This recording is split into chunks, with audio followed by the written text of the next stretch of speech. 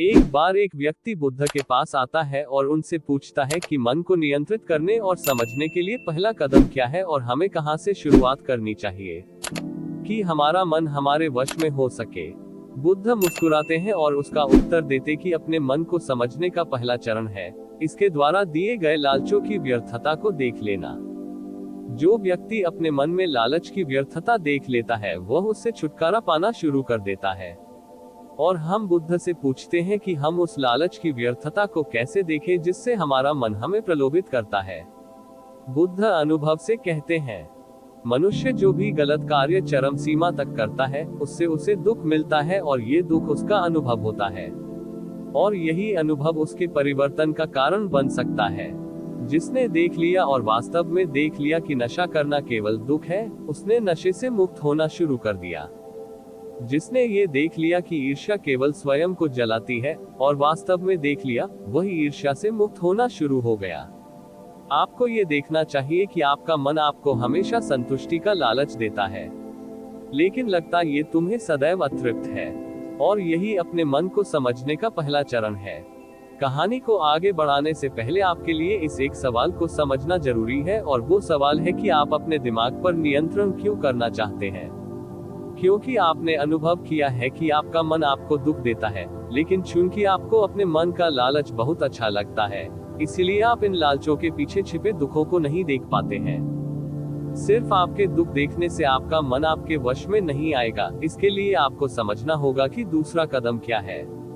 वह व्यक्ति बुद्ध से पूछता है, बुद्ध, यदि कोई व्यक्ति जानता है कि उसके मन के लालच के कारण उसके जीवन में दुख है, तो क्या इसका मतलब यह है कि वह व्यक्ति पहले चरण में है? और अगर वह व्यक्ति पहली सीढ़ी पर है तो वह दूसरी सीढ़ी पर कैसे जाएगा? बुद्ध कहते हैं कि किसी को खोज पर जाना होगा, किसी ऐसे व्यक्ति को ढूंढना होगा जो अपने मन से मुक्त हो गया हो और जिसने अपने मन को जान लिया हो। क्योंकि तुम्हारा मार्गदर्शन वही कर सकता है जो उस जगह पर पहुंचा हुआ है और जहां तुम जाना चाहते हो। दोस्तों, यहाँ एक बात समझना जरूरी है कि किसी खोज पर निकलने का मतलब यह नहीं है कि आप साधु बन जाएं, बल्कि खोज पर निकलने का मतलब है कि आपको कोई ऐसा व्यक्ति मिल जाए जो आपका मार्गदर्शन कर सके। अब यहाँ सवाल यह उठता है कि ऐसा व्यक्ति कहाँ मिलेगा, क्योंकि मोहल्ले में हर कोई अशांति की स्थिति में है।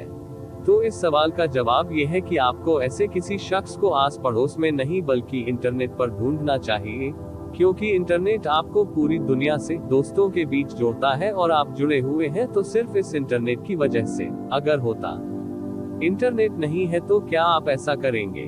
क्या आप मेरी यह कहानी सुन सकते हैं? नहीं ना।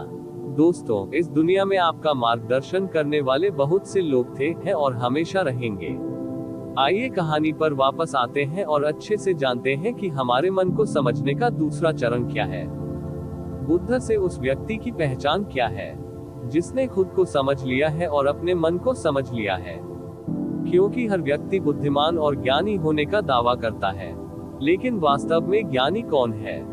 बुद्ध कहते हैं कि यह तीसरी अवस्था है और वह अवस्था है सुनना। सुनना अपने मन को समझने का तीसरा चरण है। उसके बाद वह व्यक्ति बुद्ध से पूछता है कि क्या देखकर यह पता नहीं किया जा सकता, क्योंकि आपको देखने से ही पता चल जाता है कि आप महात्मा हैं। बुद्ध कहते हैं कि देखने में कोई बहुत शांत लग सकता है, लेकिन उसके शब्द ही उसके भीतर की वास्तविकता बताते हैं। लेकिन याद रखना चाहिए कि शब्दों पर तुरंत विश्वास नहीं करना चाहिए। किसी भी बात पर विश्वास करना सिर्फ इसलिए है कि मैंने या किसी गुरु ने कहा है। आप किसी चीज पर तभी विश्वास करते हैं जब वह आपका अनुभव बन जाती है। आइए मैं आपको गौतम बुद्ध द्वारा बताई गई बातों को सरल शब्दों में समझाऊं। देवियों और सज्जनों, कुछ लोग कहते हैं कि ध्यान करना अच्छा है और कुछ लोग कहते हैं कि ध्यान करना बुरा है। ये दोनों ही क्रूर हैं। यदि आप अभी ध्यान को अच्छा मानते हैं तो जल्द ही आप इसे बुरा भी मानने लगेंगे और यह हमारे दिमाग की चाल है। तो अब आपके मन में सवाल उठा होगा कि कैसे? तो उसका उत्तर यह है कि ध्यान की शुरुआत में आपको आनंद नहीं मिलेगा बल्कि बोरियत महसूस होगी। और आपका विश्वास क्या था कि ध्यान अच्छा है, लेकिन आप जो अनुभव कर रहे हैं उस पर ध्यान केंद्रित करना उबाऊ है। तो आपका विश्वास क्रमशः बदलने लगेगा। ध्यान को पहले अच्छा मानते थे, लेकिन अब बुरा मानने लगेंगे। आप एक अति से दूसरे अति पर पहुंचेंगे, और यही हमारे मन की चाल है। हम अतियों में ही भटकते रहते हैं, और अगर आप ध्यान को दुर्लभ मानते हैं तो आप कभी ध्यान नहीं देंगे। अब कहानी पर वापस आते हैं और अच्छे से समझते हैं कि हमारे मन को समझने का तीसरा चरण क्या है। बुद्ध कहते हैं कि आपको किसी भी चीज पर तब तक विश्वास नहीं करना चाहिए जब तक वह आपके विवेक की कसौटी पर खरी न उतर जाए, और इसके लिए काम करना जरूरी है। और कर्म किसी के मन को समझने का चौथा चरण है। यदि आप पैसा कमाना चाहते हैं तो आपको सही दिशा में काम करना होगा, जैसे यदि आप स्वयं को जानना चाहते हैं। इसलिए आपको सही दिशा में काम करने की जरूरत है। वह व्यक्ति बुद्ध से पूछता है कि सही रास्ते पर चलते समय मनुष्य कौन सी गलतियां कर सकता है। बुद्ध का कहना है कि कोई व्यक्ति केवल 2 गलतियां कर सकता है। पहली गलती है शुरुआत नहीं करना, और दूसरी गलती है पूरे रास्ते को तय नहीं करना।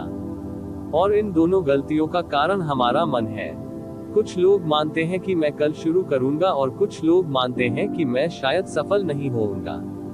जागरूकता की कमी इन दोनों ही गलतियों को जन्म देती है।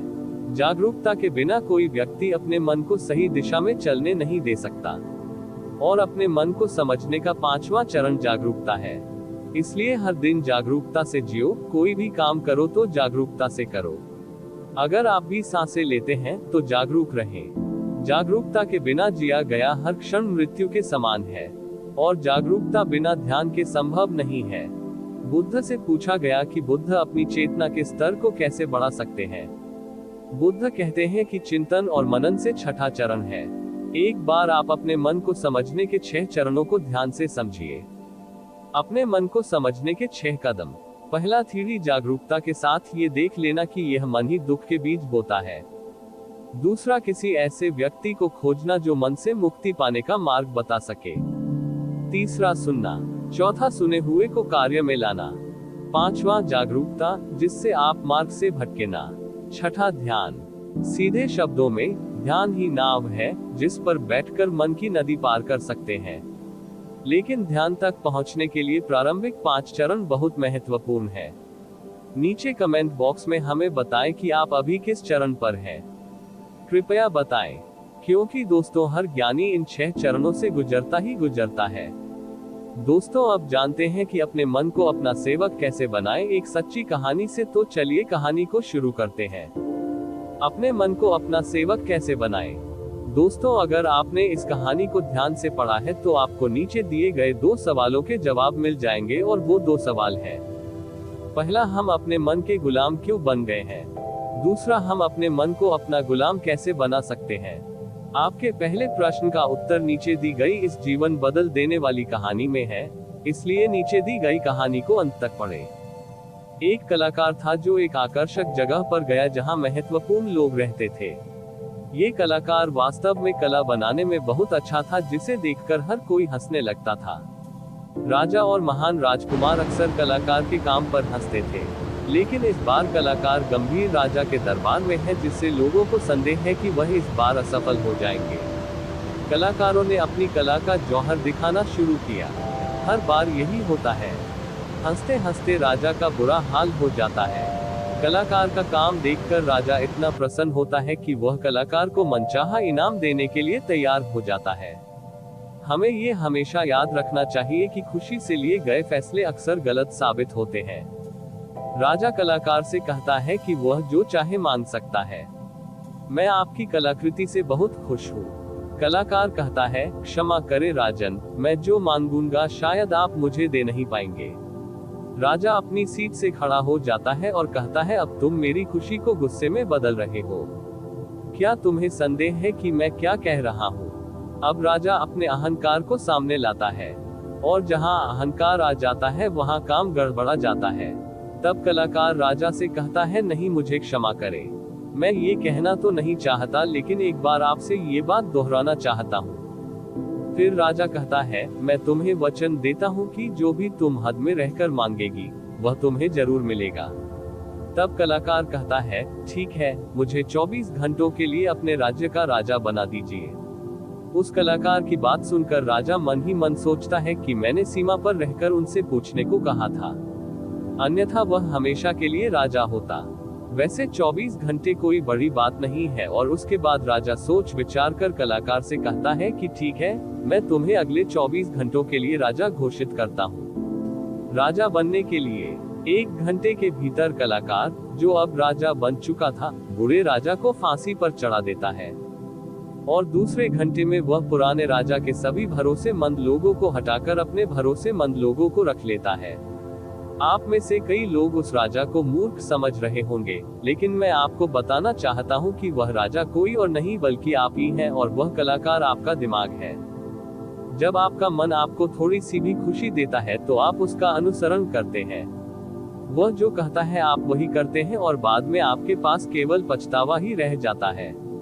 किसी भी चीज का मजा लेना समस्या नहीं है, बल्कि इस मजे में ही डूबकर अपनी सूझबूझ खो देना समस्या है। अब दूसरे प्रश्न का उत्तर समझिए।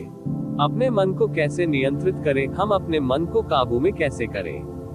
प्रिय, हमारा मन हमसे सिर्फ बुरा ही नहीं करता, बल्कि आपसे भी अच्छा करता है।